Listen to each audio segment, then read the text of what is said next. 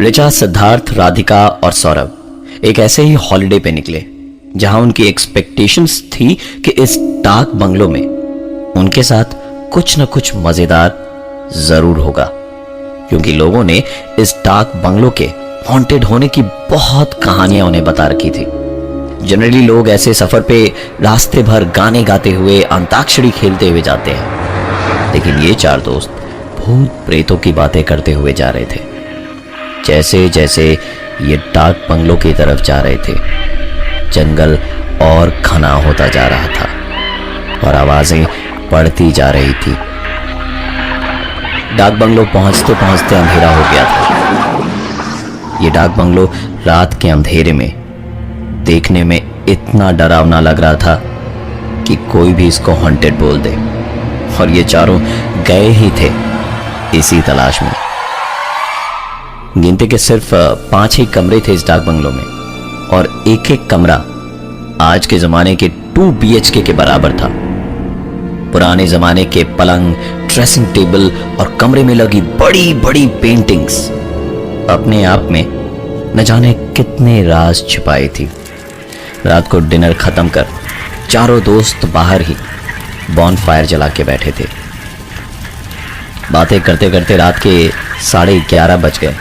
तभी ऋचा ने कहा कि मैं अंदर से पानी लेकर आती हूँ। तो सिद्धार्थ बोला, अंदर कोई भूत दिखे तो हमारी तरफ से हाय हेलो कर देना। ऋचा को अंदर गए 15 मिनट हो गए थे। जब वो वापस नहीं आई तो सिद्धार्थ ने उसके फोन पे फोन मिलाया। फोन बजते ही देखा कि ऋचा अपना फोन वहीं भूल के अंदर चली गई थी। सिद्धार्थ अपनी जगह से उठा ही था कि ऋचा अंदर से चीखती हुई बाहर आई। घर में कोई है, भूत! उसने हाफते हुए सिद्धार्थ को बताया कि उसने कमरे में भूत देखा है। सिद्धार्थ, राधिका और सौरभ ये सुन के उठे और भागते हुए कमरे तक पहुंचे। ऋचा इतनी डरी हुई थी कि वो उन सब के पीछे पीछे ही रही। कमरे का दरवाजा खोला तो अंदर पूरी तरह खूब अंधेरा था। सिद्धार्थ ने कमरे की लाइट जलाई तो देखा बेड पे ऋचा बैठी अजीब अजीब आवाजें निकाल रही थी। तीनों तुरंत पीछे मुड़े, क्योंकि ऋचा तो उनके पीछे थी। उनसे पहले अंदर बिस्तर पे वो कैसे पहुंची? पलट के देखा तो ऋचा पीछे थी ही नहीं, और बिस्तर पर बैठी ऋचा जोर जोर से हंस रही थी अपने तीनों दोस्तों के चेहरों के बदले हुए रंग देख के, और कह रही थी 10 मिनट बाहर क्या नहीं आई कि सबकी हालत खराब हो गई। अपने थोबड़े देखो, ऐसा लग रहा है जैसे भूत देख लिया हो। सिद्धार्थ ने कहा, तुम यहां कैसे पहुंची? तुम तो अभी चीखते हुए बाहर आई थी और हमारे पीछे खड़ी थी। ऋचा ने जवाब दिया, पर मैं तो पिछले 15 मिनट से यहीं बैठी हूं, ताकि जब मैं बाहर ना आऊं तो तुम लोग सोचो कि मेरे साथ कुछ हो गया है और भागे भागे अंदर आओ। ऋचा के अलावा उसके बाकी 3 दोस्त जिस चीज के लिए यहां आए थे उन्होंने वो देख लिया था। वो खड़े खड़े ऋचा से बात कर ही रहे थे कि पीछे से ऋचा की आवाज आई, ये लो पानी लेके मैं तुम्हें नीचे ढूंढ रहा हूँ और तुम लोग यहाँ हो। उन्होंने पलट के देखा तो ऋचा पानी की बोतल लिए कमरे के दरवाजे पे खड़ी थी, और दूसरी तरफ पलट के देखा तो सामने बेड खाली पड़ा था। देखा तो ऋचा पानी की बोतल लिए कमरे के दरवाजे पे खड़ी थी, और दूसरी तरफ पलट के देखा तो बेड खाली था। क्या सच था और क्या झूठ, उन्हें समझ नहीं आ रहा था। सिद्धार्थ ने इस बार ऋचा से एक सवाल पूछा, जिसका जवाब सिर्फ और सिर्फ ऋचा ही दे सकती थी। उसने पूछा कि अगर तुम ही ऋचा हो तो बताओ मेरे फेसबुक का पासवर्ड क्या है? ऋचा हंसते हुए बोली, वाह, मेरा इस सेट किया हुआ पासवर्ड मुझे से पूछ रहे हो? ऋचा @सिद्धार्थ, अब बताओगे हुआ क्या है? तुम सबके चेहरे के 12 क्यों बजे हुए हैं? सिद्धार्थ को यकीन हो गया था कि ये ऋचा ही है। उसने ऋचा को सारी बात बताई तो उसकी एक्साइटमेंट देखते ही बन रही थी। ऋचा उसी एक्साइटमेंट में बोली, चलो फिर ढूंढते हैं यार, कहां छिपी बैठी है इस डाक बंगलों की भूतनी। उस कमरे से निकल के गैलरी से होते हुए वो बगल के कमरे में गए। ये कमरा भी उनके कमरे की तरह ही बड़ा था और अजीब बात यह थी कि पूरे कमरे में कुछ भी नहीं था सिवाय एक बक्से के, एक पुराना लकड़ी का बक्सा। इस बड़े और खाली कमरे में उन्हें एक आवाज सुनाई दे रही थी।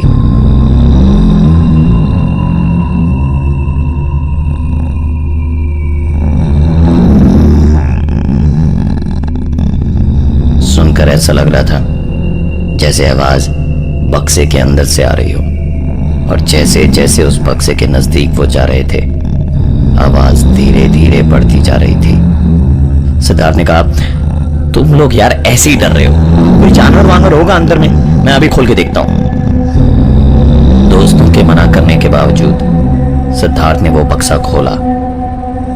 आवाज अब पहले से साफ आ रही थी। ये आवाज कैसी थी जानने के लिए सिद्धार्थ ने अपने मोबाइल का टॉर्च जलाया और बक्से के अंदर झांका तो बक्सा खाली पड़ा था। खाली बक्से से ऐसी आवाज कैसे आ सकती है, ये सोच के सिद्धार्थ ने अपना हाथ जैसे ही उस बक्से के अंदर डाला तो उसका हाथ पकड़ के जोर से किसी ने अंदर की तरफ खींचा। सिद्धार्थ चीखा और झटके से अपना हाथ छुड़ा के पीछे आ गया। 2 सेकंड में ही उसकी सांसें फूल गई थी। सिद्धार्थ की बात सुनकर ऋचा उस बक्से के सामने गई और सिद्धार्थ के लाख मना करने पर भी उसने अपना हाथ बक्से के अंदर डाला और जोर से चीखी और फिर हंसते हुए कहा, मेरा हाथ तो किसी ने नहीं पकड़ा। कितनी भी रखी है तुमने सिद्धार्थ? ऋचा के बाद राधिका और सौरभ ने भी अपने अपने हाथ बक्से में डाले, लेकिन उन दोनों के साथ भी वैसा कुछ नहीं हुआ जैसा सिद्धार्थ के साथ हुआ था। ये चारों उस कमरे से बाहर निकले ही थे कि देखा एक बच्चा गैलरी में खेल रहा था जो इन्हें देखते के साथ ही कमरे में घुस गया। ऋचा ने उस बच्चे को आवाज भी लगाई पर वो रुका नहीं। इन चारों की माने तो आज की रात उस डाक बंगले में वो अकेले थे और उनके अलावा सिर्फ एक चौकीदार था। तो इतनी रात गए वो बच्चा यहां कौन था? ऋचा, राधिका और सौरभ उस कमरे की तरफ आगे बढ़े कि सिद्धार्थ बोला, मैं नहीं जाऊंगा, मैं नहीं जाने वाला अंदर। ऋचा ने पलट के जवाब दिया, फट गई, हम तीनों जा रहे हैं, भूत यहां आया तो तुम अकेली निपट लेना। और वो हंसने लगी। सिद्धार्थ मरता क्या न करता, डरते डरते चुपचाप अंदर गया उनके साथ और चारों के अंदर जाते के साथ ही कमरे का दरवाजा।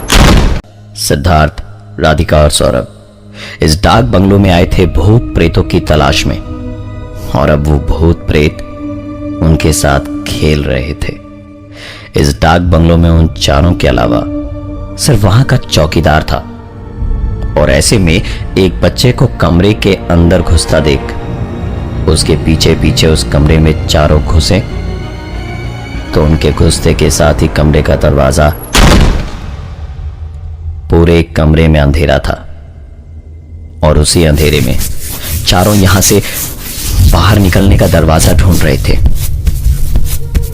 पूरे कमरे में दीवारों पे हाथ फेरा फेरा के चारों दरवाजा ढूंढ रहे थे, लेकिन सिर्फ दीवारें ही महसूस कर पा रहे थे और कोई दरवाजा उन्हें नहीं मिल रहा था। इसी बीच उन्होंने एक बच्चे के हंसने की आवाज सुनी। पूरे कमरे में चारों जहां थे वहीं रुक गए। चारों की सांस हलक में ही अटक गई थी। इस सन्नाटे में सांस और धड़कनों की आवाज भी जैसे शोर कर रही थी। धीरे धीरे हिम्मत बटोर के चारों अपनी जगह से जरा सा हिले ही होंगे कि एक आवाज और आई।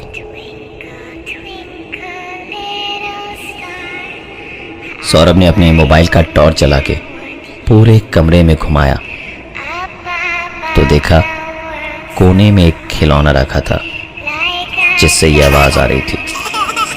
सौरभ खिलौने की तरफ आगे बढ़ा तो सिद्धार्थ ने पीछे से कहा, सौरभ मत हाथ लगाना उस खिलौने को, ये जरूर कोई चाल है, उसके पास मत जाना सौरभ।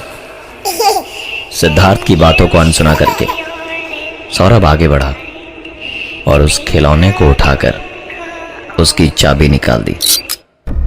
खिलौना बंद हुआ और साथ ही बच्चे का हंसना। अब एक ही आवाज इस कमरे में सुनाई दे रही थी, वो थी एक बच्चे के रोने की।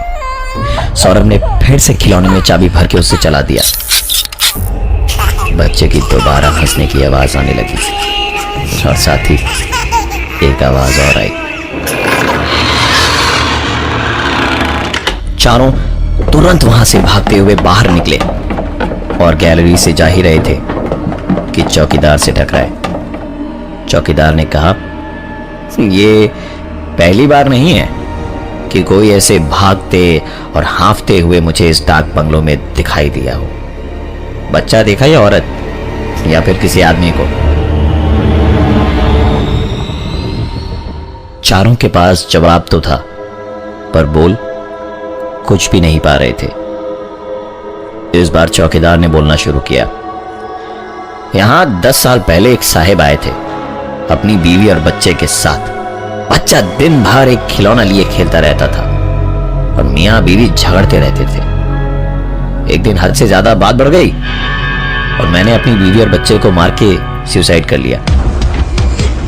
ऋचा तुरंत बोली, मैंने मतलब? चौकीदार हंसते हुए बोला, अरे मतलब उसने अपनी बीवी बच्चे और खुद को मार लिया। परेशान मत होइए, आज तक कभी भी मियां बीवी और बच्चे ने किसी का नुकसान नहीं किया है।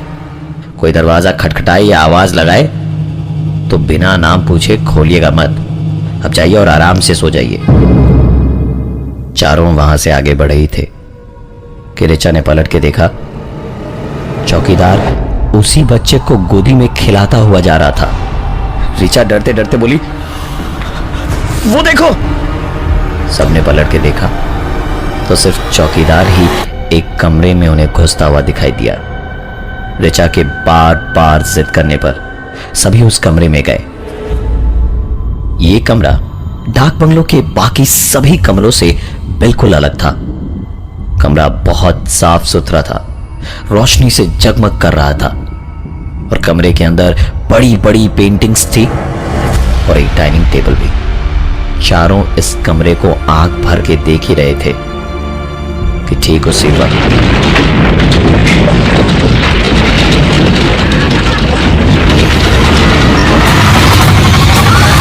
रहे थे कि अचानक ऐसा लगा जैसे मानो भूकंप आया हो।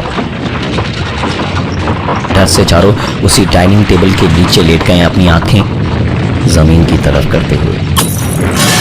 एक एक करके सारी चीजें टूटने लगी, दीवारों पर लगी तस्वीरें गिरने लगी और पूरे कमरे में एक आदमी, एक औरत और एक बच्चे की चीखें भी थी।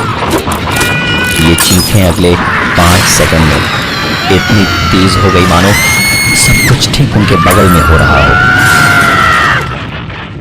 जब भूकंप रुका और ये चारों उठे तो देखा ये वो कमरा ही नहीं था जहां वो घुसे थे। पूरे कमरे में सालों पुरानी सीलन थी।